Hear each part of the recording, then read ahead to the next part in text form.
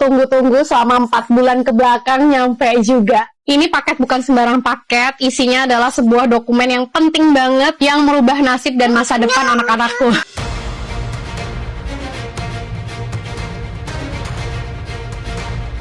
Polemik alumni LPDP yang dinilai mengaku bangga anaknya menjadi warga negara Inggris membuat Dirut LPDP Sudarto turut menyampaikan permohonan maaf atas kegaduhan yang timbul. Namun Sudarto meyakini mayoritas alumni LPDP tetap berdedikasi mengabdi dan berkontribusi untuk negara. Sudarto menegur dan mengingatkan seluruh alumni LPDP agar menjaga etika, terlebih pendidikan tinggi mereka dibiayai dari uang rakyat. Ya, itu dari uang rakyat. Tadi Pak Dedi mengingatkan saya ada jargon sekarang LPDP, ya. Saya mengingatkan teman-teman lupa pakai duit pajak. Sementara Direktur Jenderal Administrasi Hukum Umum Kementerian Hukum Widodo mengingatkan Dwi Sasetyaning Tias alumni LPDP untuk tidak mengintervensi hak anaknya dalam memilih hak warganegaraan. Hingga saat ini anak Dwi Sasetyaning Tias masih berstatus WNI.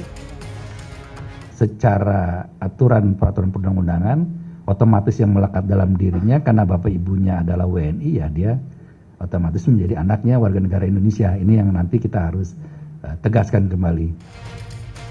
Pasalnya Inggris tempat domisili Dwi tidak menganut sistem otomatis berkewarganegaraan berdasarkan tempat lahir, sehingga status tidak otomatis warga negara Inggris meski lahir di sana. Tim Liputan iNews melaporkan.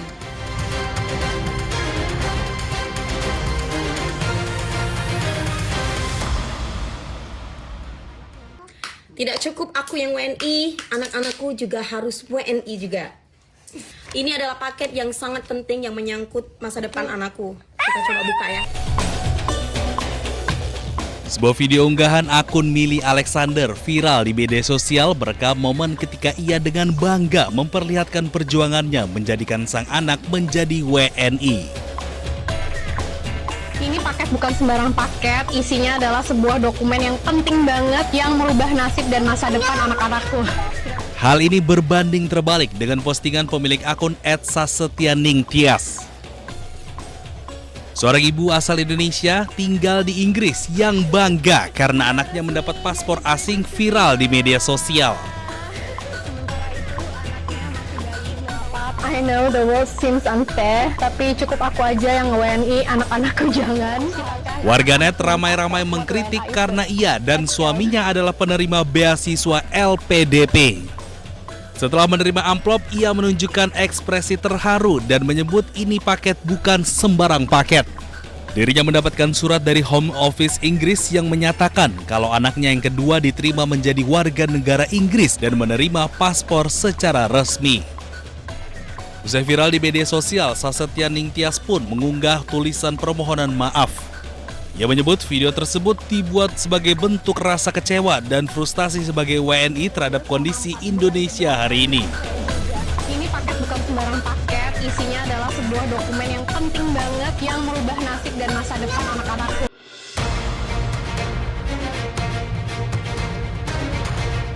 Alisa Subandono, aktris yang akrab disapa Ica, tegas membantah dirinya alumni penerima beasiswa dari Lembaga Pengelola Dana Pendidikan.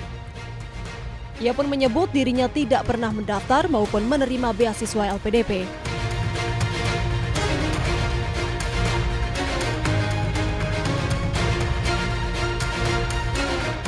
Ia juga menjelaskan pendidikan sarjananya ditempuh di Monash University dengan biaya pribadi.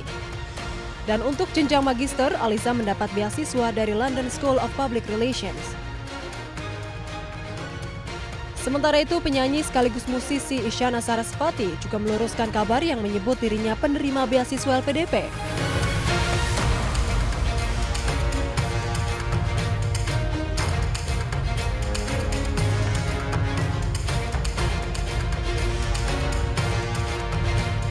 Melalui akun media sosial Instagramnya, Isyana menegaskan bahwa dirinya tidak pernah menerima beasiswa LPDP.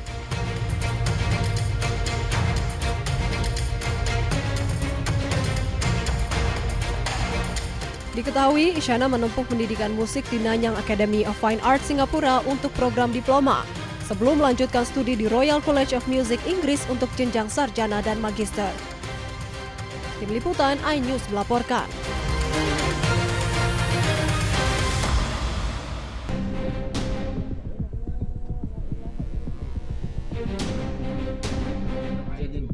Oknum anggota Brimopolda Maluku, Bribda Masya Siahaya, ditetapkan sebagai tersangka dalam kasus dugaan penganiayaan terhadap seorang siswa madrasah yang berujung maut di Kota Tual. Pelaku juga dipecat tidak dengan hormat dan berkas perkaranya telah dilimpahkan ke Kejaksaan Negeri Tual. Pelaku kini terancam pidana maksimal 15 tahun penjara dan denda maksimal 3 miliar rupiah. Ancaman pidana maksimalnya 15 tahun.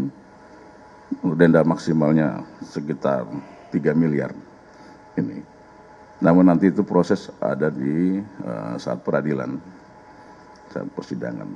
Jadi sekarang ini baru tahap penyerahan berkas dan penelitian kelengkapan formil dan material oleh kawan-kawan Jaksa Penuntut Umum di Kejaksaan Negeri Tual. Polri juga memastikan keluarga korban mendapatkan pendampingan serta perlindungan yang diperlukan selama proses hukum berlangsung. Sebelumnya, Bribka Masias diduga menganiaya korban bersama kakaknya yang dituduh terlibat balap liar. Korban dipukul oleh oknum Brimob menggunakan helm di bagian kepala. Pukulan tersebut membuat korban jatuh tersungkur hingga dinyatakan meninggal dunia. Tim Liputan iNews melaporkan.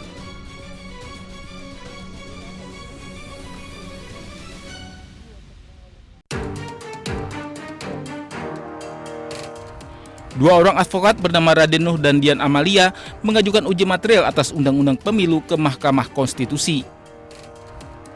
Keduanya meminta MK melarang keluarga sedarah dari presiden atau wakil presiden menjabat untuk mencalonkan diri sebagai calon presiden ataupun calon wakil presiden.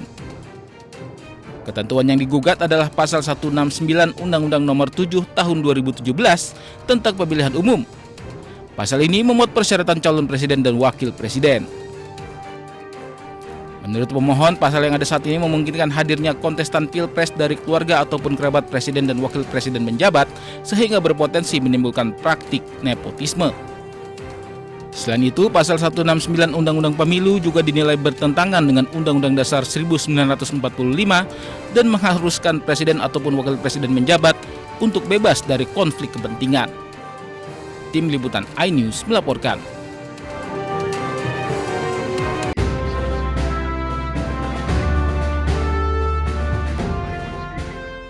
Dalam perjalanannya ke Yordania, Presiden Prabowo Subianto mendapatkan perlakuan istimewa. Tiba di langit Yordania, pesawat orang nomor 1 di Indonesia ini mendapatkan pengawalan khusus oleh pesawat F-16. Dari sisi kanan dan kiri pesawat kepresidenan, F-16 Yordania terbang dalam formasi presisi, mengantar pesawat presiden hingga mendekati pendaratan di Bandar Udara Militer Marka Aman. Pengawalan udara tersebut bukan sekedar prosedur keamanan negara, melainkan simbol penghormatan tinggi dari Kerajaan Yordania Hashimiyah. Bahkan salah satu pilot F-16 menyapa langsung Presiden Prabowo melalui komunikasi radio. Your Excellency Mr. President, Assalamualaikum warahmatullah. This is Line 1 speaking. Your Excellency, on behalf of His Majesty King Abdullah II and the people of Jordan, we are honored to welcome you to Jordanian airspace, and it's a great honor to escort your flight this evening. Wishing you a pleasant stay and a safe landing. Ramadan Mubarak, sir. Presiden Prabowo pun secara langsung membalas komunikasi tersebut, menyampaikan apresiasi dan rasa terima kasih atas kehormatan yang diberikan. Lion Flight Indonesia One. This is President Prabowo Subianto of Indonesia. I would like to thank you and your flight for receiving me, for escorting me, and please pass on to your commanding officer and His Majesty how pleased I am to be back here in Amman in Jordan. Thank you very much. Lion Flight, this is Indonesia One. Once again, Ramadan Mubarak. Wish you all the best in this holy month.